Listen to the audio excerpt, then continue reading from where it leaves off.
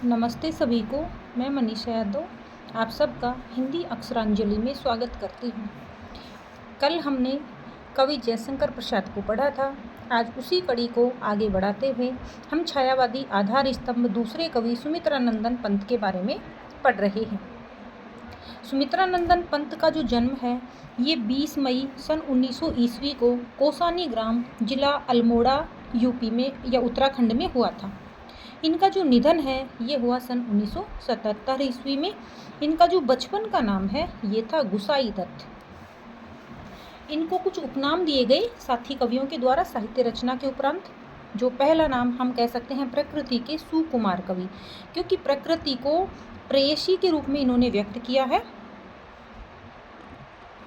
इनको छायावाद का विष्णु कहा जाता है, क्योंकि छायावाद में 4 जो कवि थे प्रमुख आधार स्तंभ, उनमें से एक को छायावाद का ब्रह्मा कहते हैं, एक को विष्णु कहते हैं, एक को भगवान शिव कहते हैं और एक को कहते हैं शक्ति।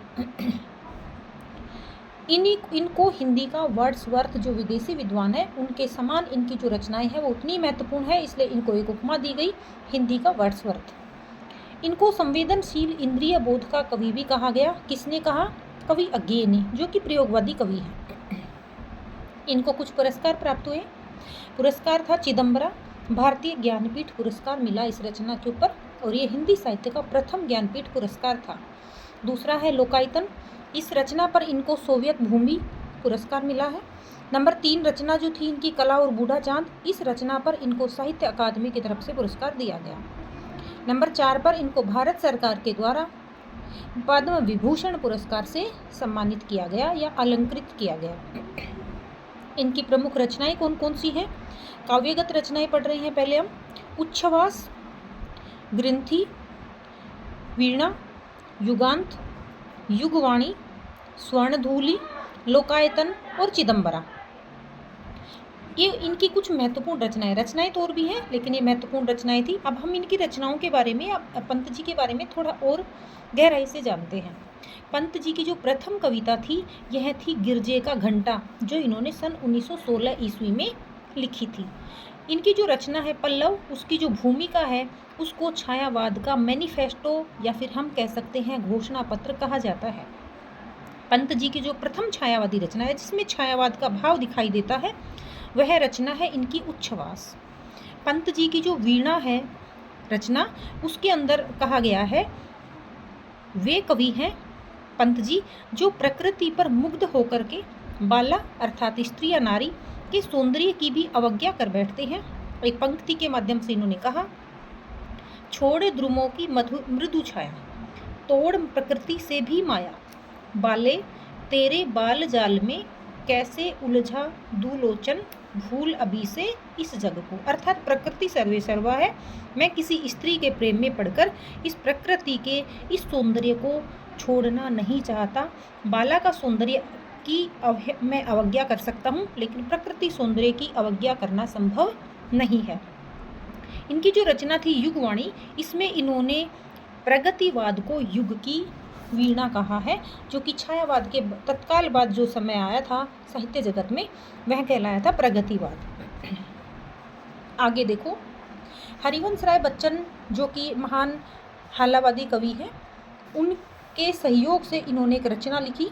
रचना का नाम था खादी के फूल। इस खादी के फूल रचना में इन्होंने रविंद्रनाथ टैगोर, महात्मा गांधी, भगवान श्री राम आदि कोई महापुरुष हैं उन पर आधारित कविताओं को संकलित किया था। रामचंद्र शुक्ल ने इनको यानी सुमित्रानंदन पंत को छायावाद का प्रतिनिधि कवि कहा है, जबकि नंद दुलारे वाजपेयी ने इनको छायावाद का प्रवर्तक कवि कहा है, यानी छायावाद प्रारंभ ही इनसे हुआ है। इनकी जो रचना है लोकायतन, एक रचना, ये लोकायतन इनकी पंत जी की सर्वश्रेष्ठ रचना मानी जाती है। यह रचना है ये गांधी जी के जीवन पर आधारित रचना है, जो कि एक प्रबंध काव्य है। प्रबंध काव्य को जानते होंगे, काव्य की श्रेणियां होती हैं, उनमें एक होता है प्रबंध काव्य और एक होता है मुक्तक काव्य, जो कि विभिन्न प्रकार से या किसी नीति नियम सिद्धांत या फिर हम ये कहें एक पद दूसरे पद के साथ में, या कथा जो है वह अनवरत एक पद को दूसरे पद से जोड़ते हुए आगे बढ़ती है, वह प्रबंध काव्य कहलाता है। जो पूरी तरीके से स्वतंत्र होती है वो मुक्तक काव्य होता है। इसके प्रथम जो खंड है, यानी लोकायतन रचना का जो प्रथम खंड है, इस प्रथम खंड का जो भाग है वो कहा गया बाह्य प्रवेश, ये नाम है उसका। इसमें उन्होंने गांधी जी के विलायत में जो विषय वासनाओं में जो डूबे रहे थे उन गांधी जी के जीवन का इन्होंने वर्णन किया है। लोकायतन का ही जो सेकंड भाग है, ये 2 भागों में बटी हुई रचना है। सेकंड भाग जिसका नाम है अंतश्चैतन्य, इसके अंदर गांधी जी के हृदय परिवर्तन का वर्णन किया गया, जिसमें उन्होंने विषय वासनाएं, विलायती प्रभाव, उन सब को छोड़ करके भारतीयता पर उतरने और उच्च आदर्शों पर चलने की बात बताई है। पंत जी ने हिंदी में मूर्त के लिए अमूर्त उपमानों का प्रयोग किया है। इनका जो प्रिय छंद था वो था रोला। प्रसिद्ध इनका कथन है जिसके कारण इनकी प्रसिद्धि प्राप्त हुई इनको, हमें भाषा नहीं राष्ट्रभाषा की आवश्यकता है। पुस्तकों की आवश्यकता नहीं है, मनुष्यों की भाषा जिसमें हंसते, रोते, खेलते, कूदते, लड़ते, गले मिलते, सांस लेते और रहते हैं, जो हमारे देश की मानसिक दशा का मुख दिखलाने के लिए आदर्श हो सके, ऐसी भाषा हमें चाहिए।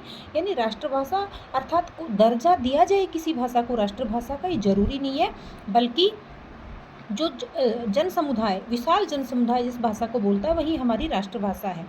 इनकी जो भाषा है वो कैसी है? चित्र भाषा है, इसे हम बिंबात्मक भाषा भी कह सकते हैं।